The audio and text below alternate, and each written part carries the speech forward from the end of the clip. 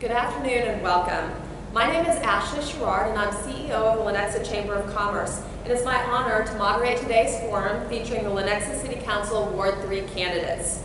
On behalf of the Lenexa Chamber and the Johnson County Public Policy Council, which is a collaboration of all 10 area local chambers of commerce, thank you for joining us. I'd like to first begin by sharing the format for our forum this afternoon, which will include 2-minute opening statements by the candidates, a moderated question and answer period during which candidates will each have 1.5 minutes to respond, followed at the end by 1-minute closing statements. The format, questions, and time limits will be the same for both candidates, and there will be no follow-up questions, formal rebuttal time, or audience participation. Candidate speaking order has been randomly determined with the candidates and will rotate throughout the program.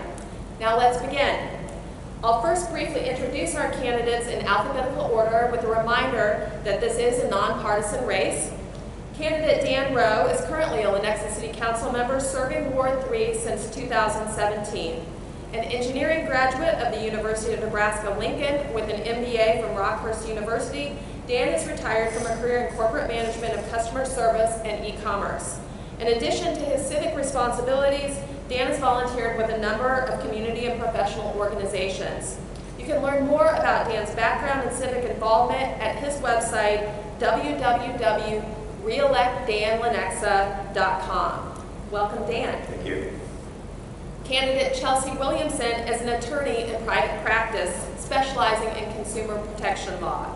She is also a published author, public speaker, lecturer, and trainer. In addition to her professional work, she has served as a pro bono volunteer attorney and legal contributor to several community and legal organizations.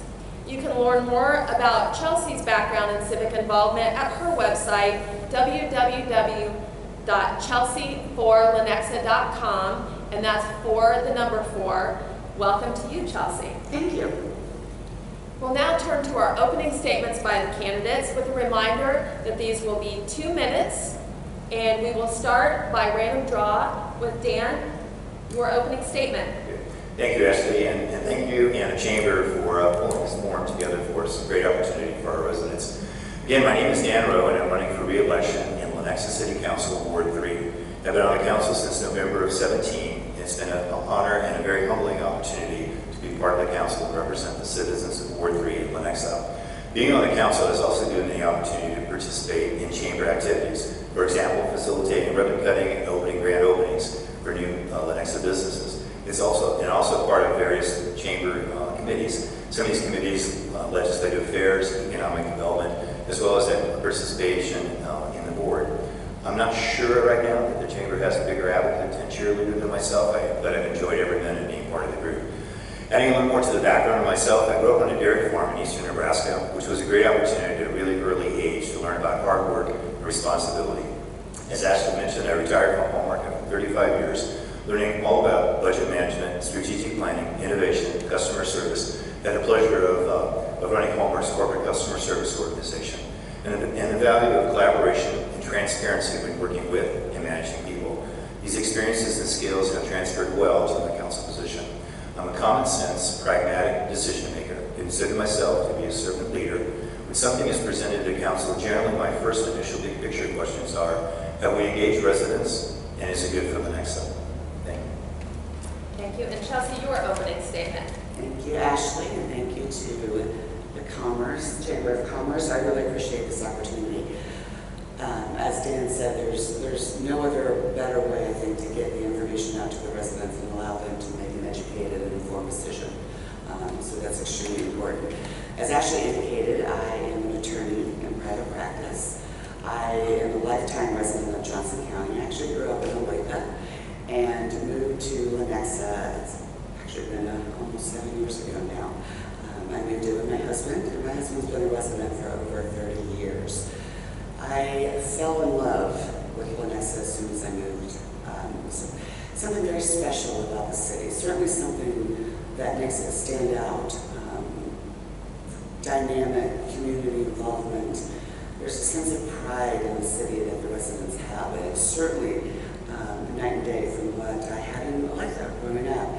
And I told my husband when I moved here that I wanted to immediately immerse myself in the city, in the government, and I wanted to be more accountable. I wanted to be held accountable. I wanted to be involved in the decision making. I work every day helping people, listening to people, and solving their problems. My job for decades has been to listen to both sides of an argument or an issue and make a determination as to what is best for my client. Representing consumers is typically against banks or corporations. Somebody asked me once what I thought my best quality was as being an attorney, at least in my field, and I told him empathy. And I think that's going to carry over very well to representing the citizens of Lenexa on City Council. Thank you. Thank you both. And we are now going to move to the moderated question and answer portion of the forum. As a reminder, candidates will have 1.5 minutes each to respond, and the speaking order will rotate with each question. And with that in mind, Chelsea, you will be the first to answer question number 1, which is, can you please tell us more about what your top 3 policy goals would be as a Lenexa City Council member? Yes. Probably my biggest concern, and I think this resonates with many city leaders as well as residents of Lenexa and frankly in Johnson County's affordable housing. It has been an issue, particularly hitting close to home. And I think it ties in, it's very intertwined with property taxes as well, with the values of the properties going up and taxes going up, that it's affecting a lot of residents. I've spoken to many residents in Ward 3. I've probably hit, it's been probably over 700 doors right now. And one of the most important issues that I hear is they're worried about losing their homes. They've been lifelong residents of Lenexa, so affordable housing is probably my priority. Secondly, I really would like to see some more government transparency and some more communication with our city, with our citizens. I know that the city has a website, and I know there's various ways to look through different activities, some of the new developments, what's coming. I would like to kind of bridge a gap, I think, between city government and the residents, and push out a newsletter, something routine that announces maybe what's coming up for a vote.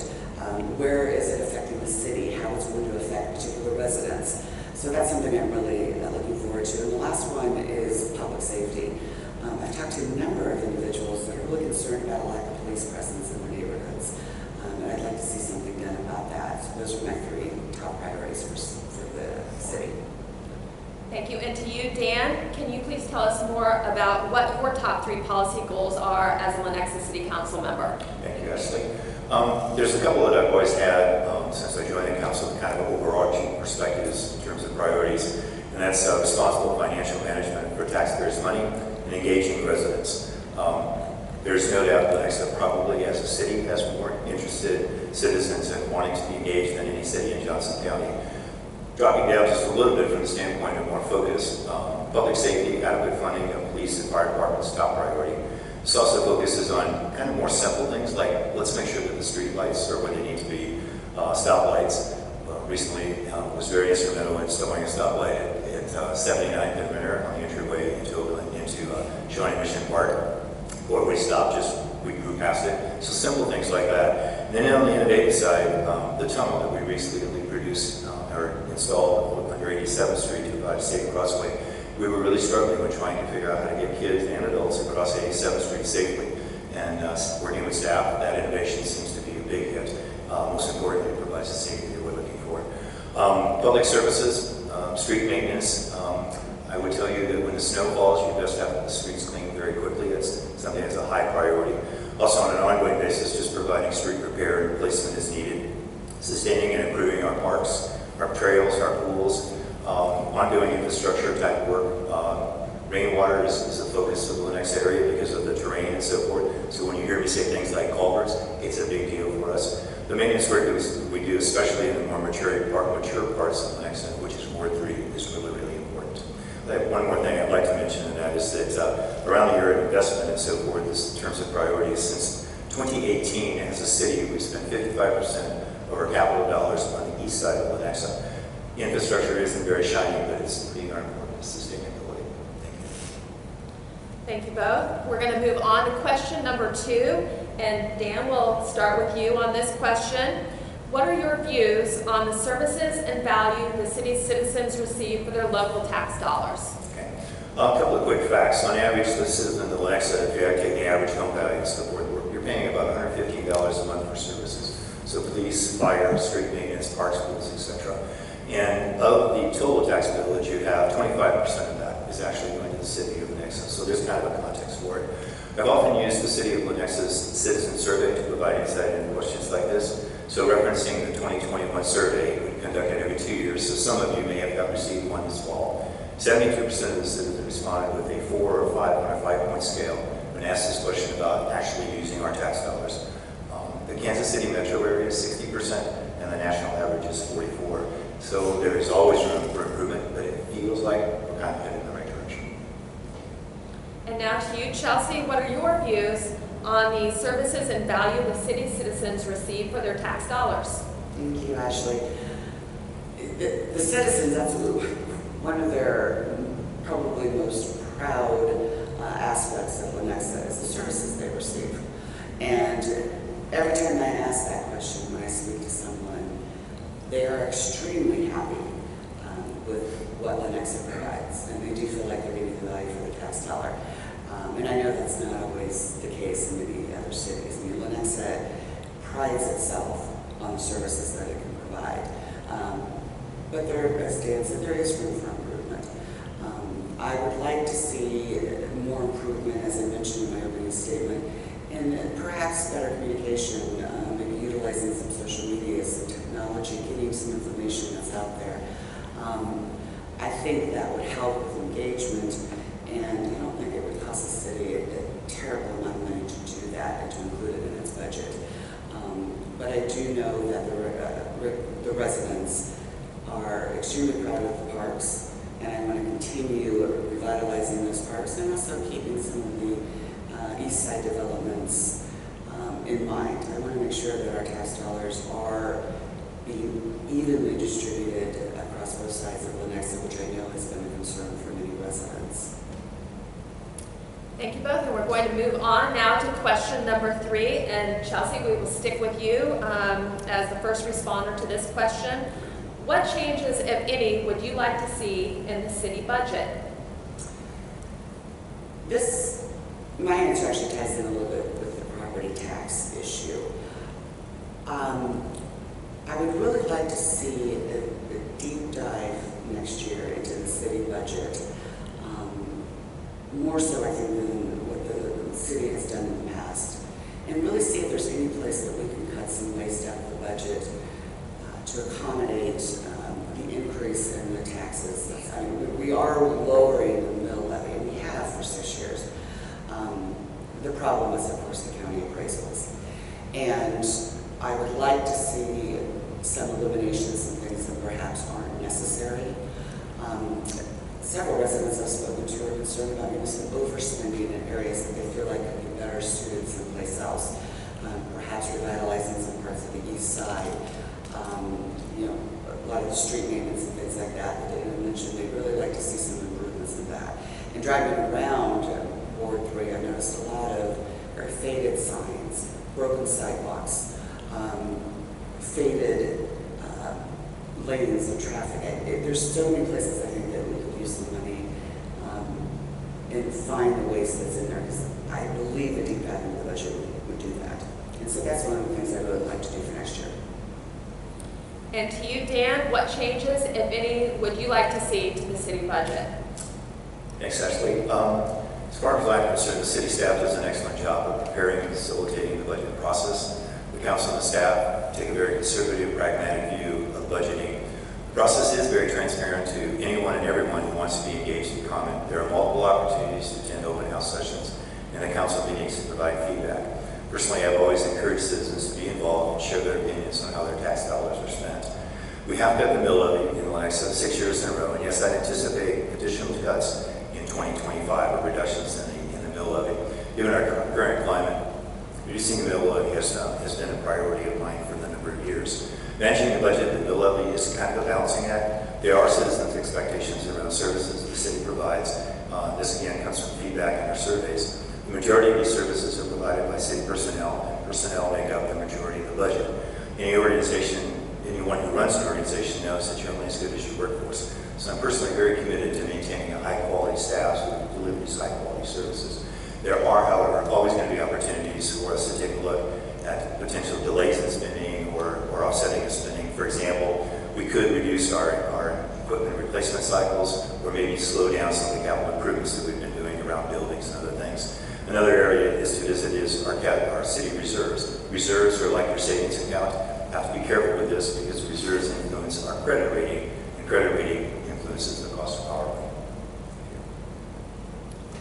Thank you both. We're going to move on to question number 4 now, and Dan, we'll start with you. What role, if any, do you believe the city should play in economic development to bring jobs and capital investment to the community? I do consider the economic development to be a really, really important part of being on part of the council and also working very closely with the chamber. I've supported numerous development initiatives during my tenure on the council. Successfully bringing new and enhancing existing businesses is critical to supporting the city's tax base, which ultimately translates into providing services and amenities to citizens of Lenexa.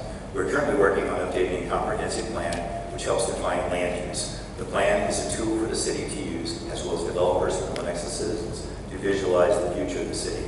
As we move forward over the next 5, 10, 15 years, this plan will help us build out the city. Missing housing options, commercial, light manufacturing, distribution facilities, retail and office space, all needs to be examined in this plan. This effort is gathering input from citizens, local developers, as well as researching ideas and concepts from cities around the country, as well as across internationally. There are a number of relatively new environmental changes that we're going to have to consider as we look at the plan.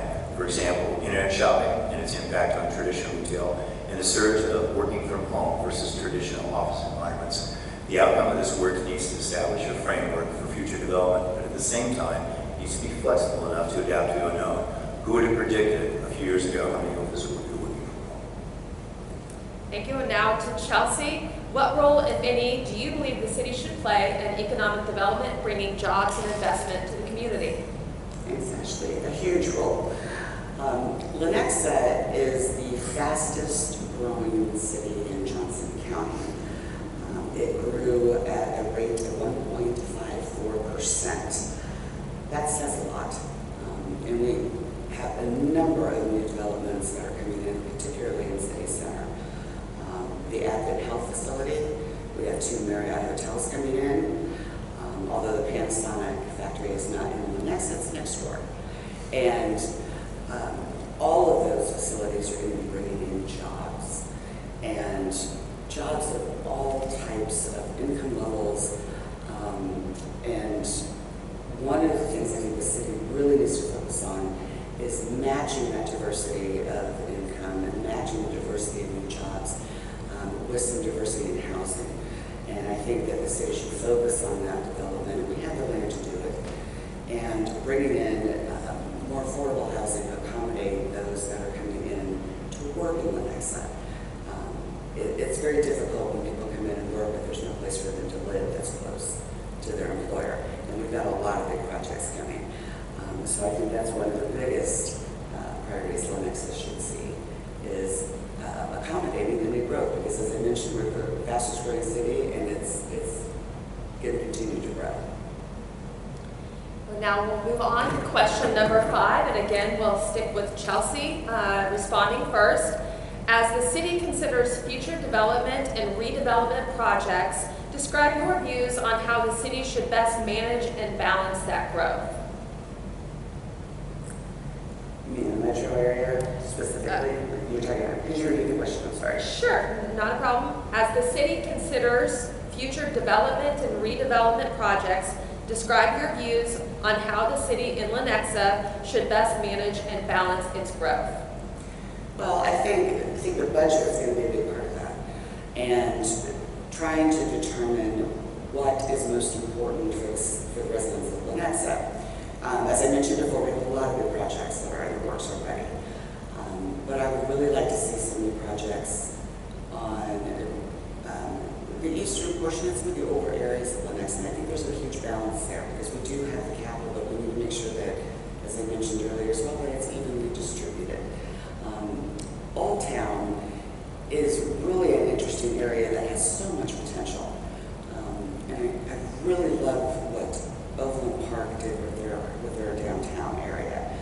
would love to see Lenexa focus on some development in Old Town, just in addition to the new community center and the new senior center, but bring some life back to Old Town. It was vibrant before and it can be vibrant again, but I think there is a very delicate balance between that. I think the budget's going to help us determine what we have available to do and how we're able to distribute that among all parts of the city and to accommodate all of our residents as well. Thank you. And now to you, Dan. As the city considers future development and redevelopment, please describe your views on how the city should best manage that growth. Lenexa is in a unique position of being only one of the very, very few cities in the state of Kansas that is actually growing.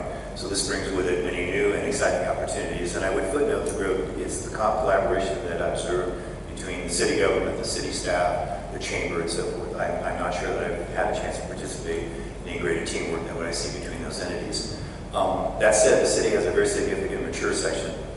As Chelsea mentioned, that needs attention to make sure that it stays viable. During both the city budget and the capital expenditure processes, there is a constant dialogue about assessing and managing the needs for both growth and maintenance. And as Chelsea mentioned, the modifications to the community center, senior center, the aquatic center that's being developed and so forth. So I think in the last few years especially, that balance in moving those dollars to the east side has been very successful as doing that. And as a council member, I do feel that there is a very major responsibility, particularly representing the east side of the city, that we sustain that momentum that we gained. And again, 55% of the capital spent has been on the east side since 2018. Excuse me.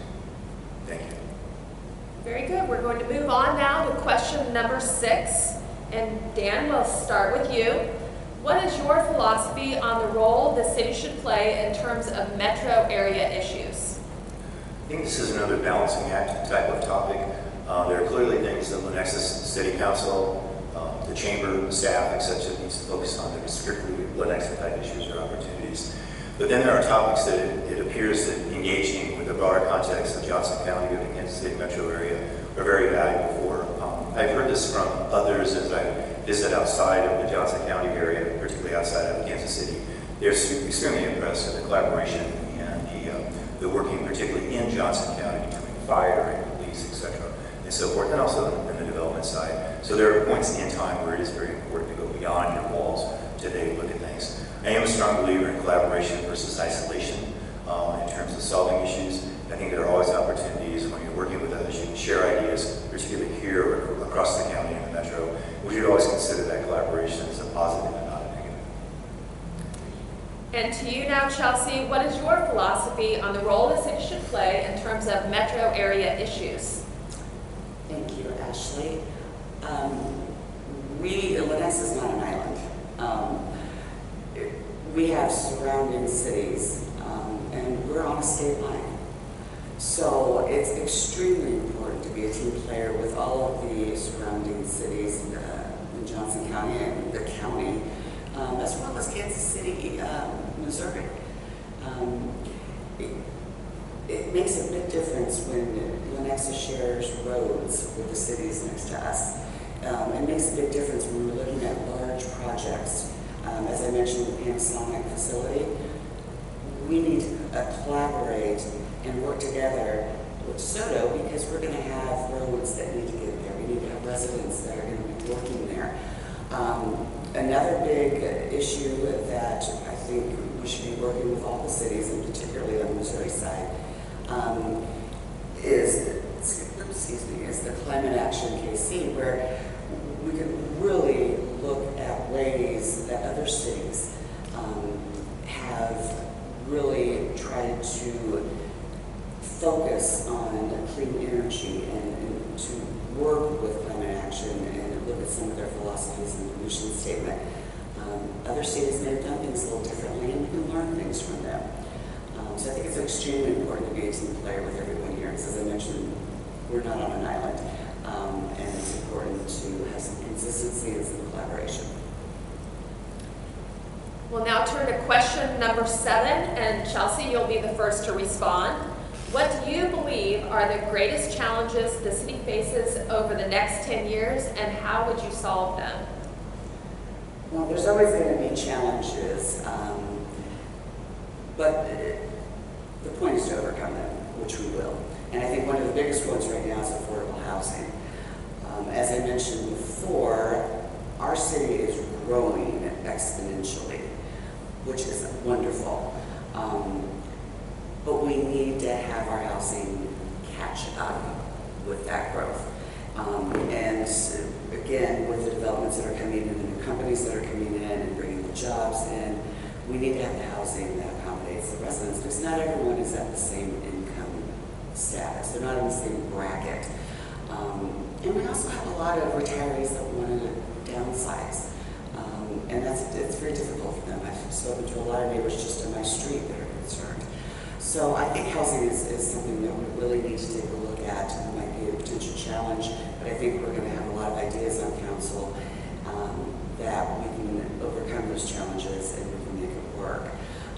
But I think growth is one of the biggest things that we're going to see.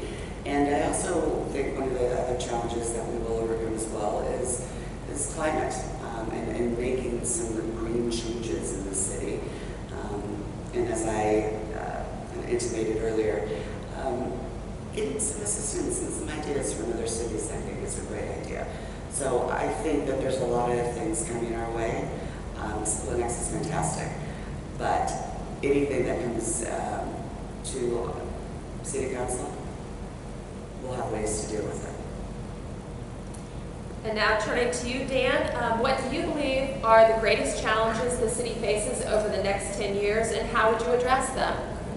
Well, at the highest level, I think continuing to strategically manage the Lenexa growth while at the same time sustaining and enhancing existing areas of the city is really important.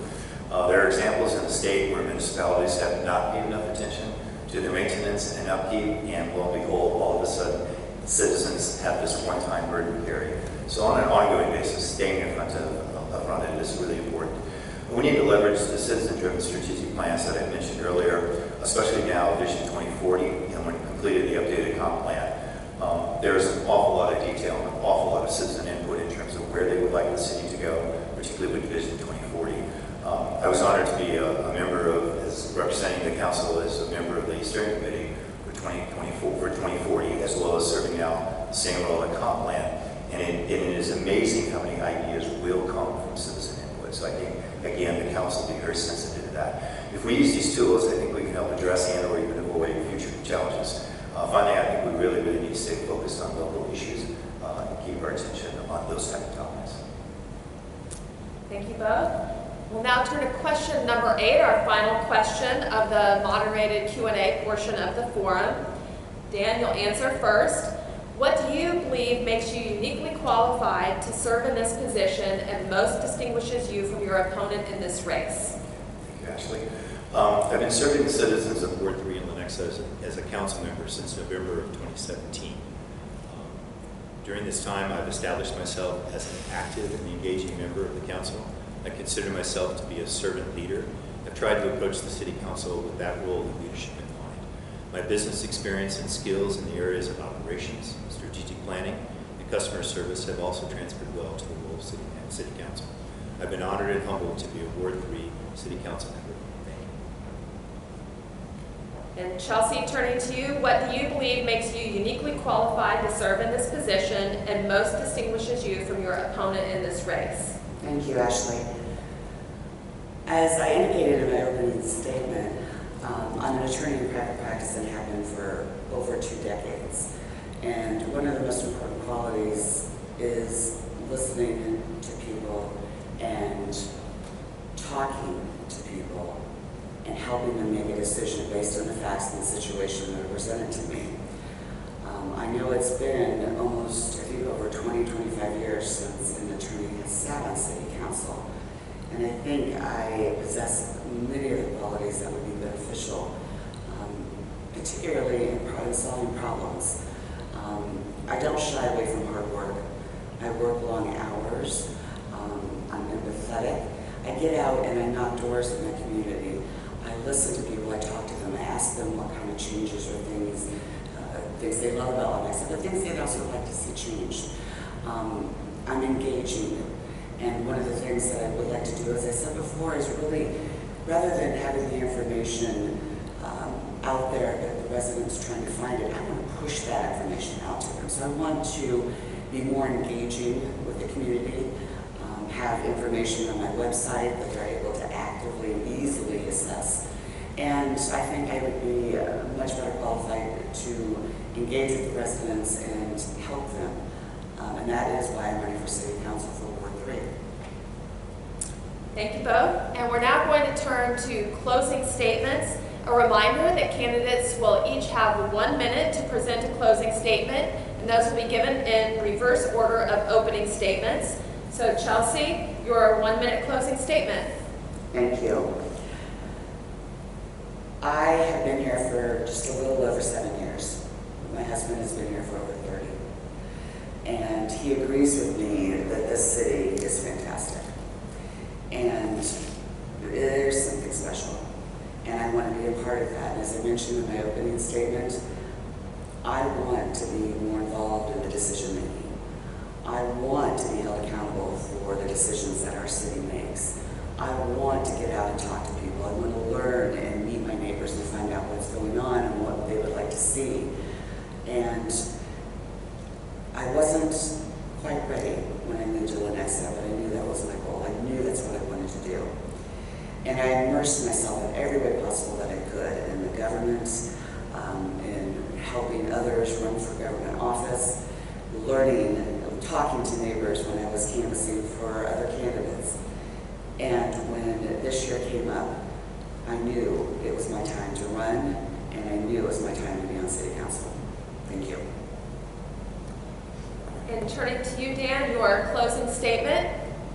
Thank you, Ashley, and thank you again for creating the forum for us. Excellent.